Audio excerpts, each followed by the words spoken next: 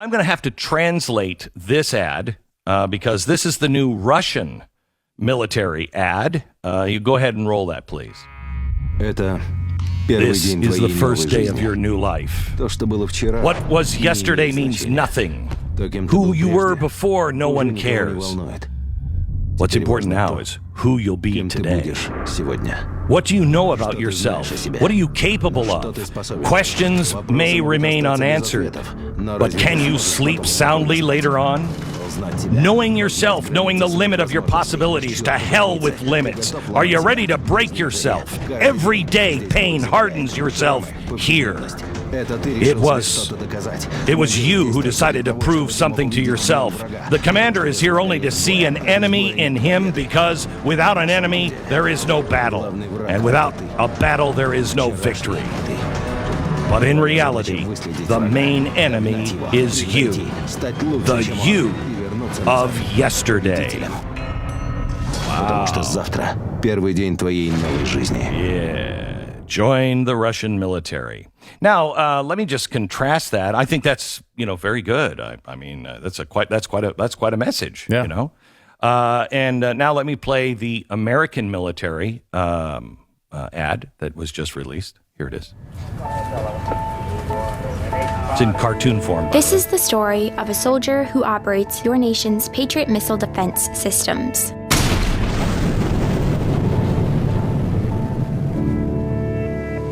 It begins in California with a little girl raised by two moms.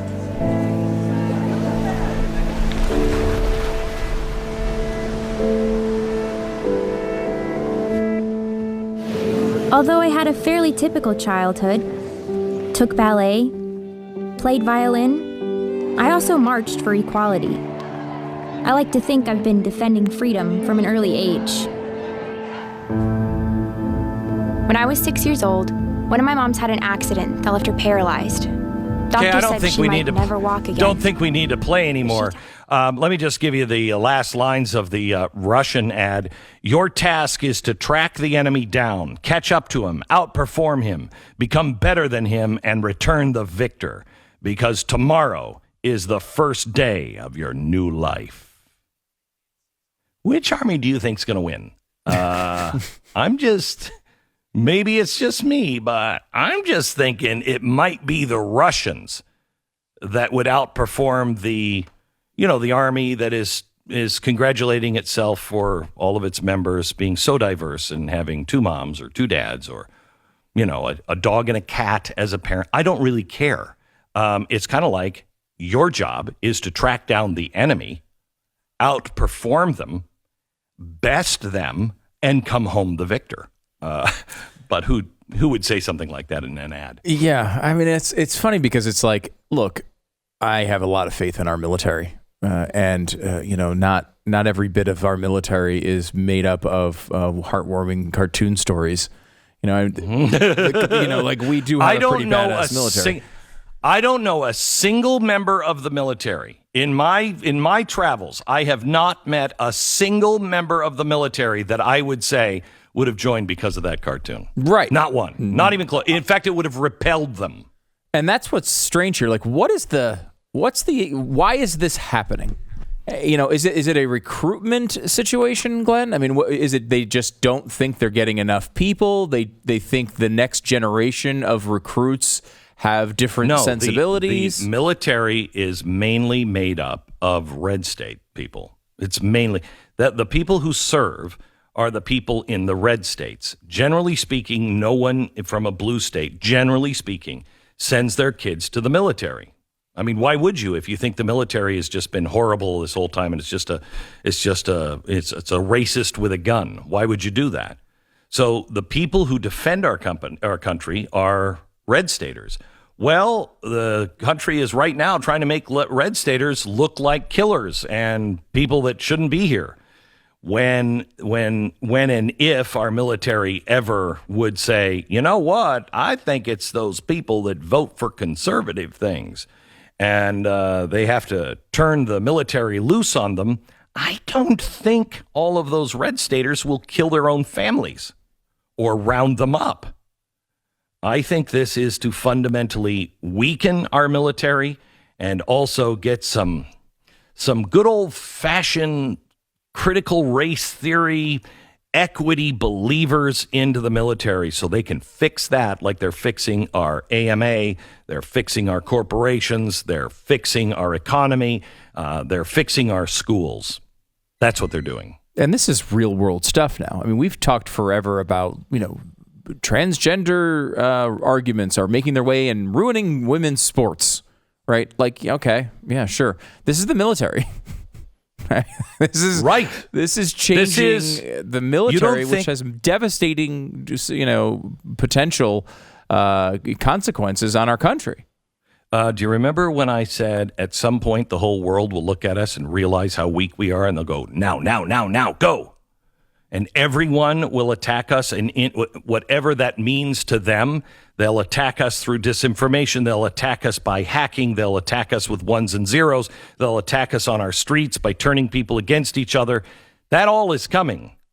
And the last thing that you need to weaken is the military. It's the strongest in the world. You weaken the military, and we are sitting ducks. I think about this all the time, Stu. Do you remember when we were talking? This was back when we were in Radio City Music Hall, and it must have been 2005, maybe. And we were talking about how do you get a global currency? How do you change the world? Because we've tried to get the world to get up to our standards, but nobody can make it to our standards because they don't have the Constitution, they don't have the law, they don't have the stability. And the people are different. And I said, and it dawned on me, they're not going to go for bringing the rest of the world up. They're going to bring us down to the rest of the world's status. So we will be equal with Mexico. And I think about that all the time because that's exactly what is happening. Everything that you see, they are building our children and our military, our FBI. They're bringing them to their knees. They're teaching them things that are absolutely untrue. And quite frankly, I believe because they're based in hatred, it's evil what they're doing. They're weakening us while they are spending us into oblivion and taking over our treasury and saying that equity has to be done. Who the hell are you? Who the hell is the Treasury and Janet Yellen to go in and try to preach equity and make the rules so white men are held down? Not in any sane world, just in a world where you're going to bring us to the level of Mexico. I think that's what's happening. And you cannot have a strong military. Can't have a strong military. You need a military that's loyal to the cause. And look, again, luckily we don't fight wars based on commercials. If we did, I would definitely pick Russia, right? Right, right. But look, this is a long-term point. It's the point where this if the military is a testing ground for woke policies, wokeness is weakness. And it continually makes the people who propagate it weaker. There's this idea that elevating your victimhood as a means of attack is a smart thing to do in our society. We see it all the time with the cancel culture stuff, where if you can say, oh, well, instead of saying that insult didn't bother me, it's, oh, that insult made me curl up in my apartment and cry for months on a time.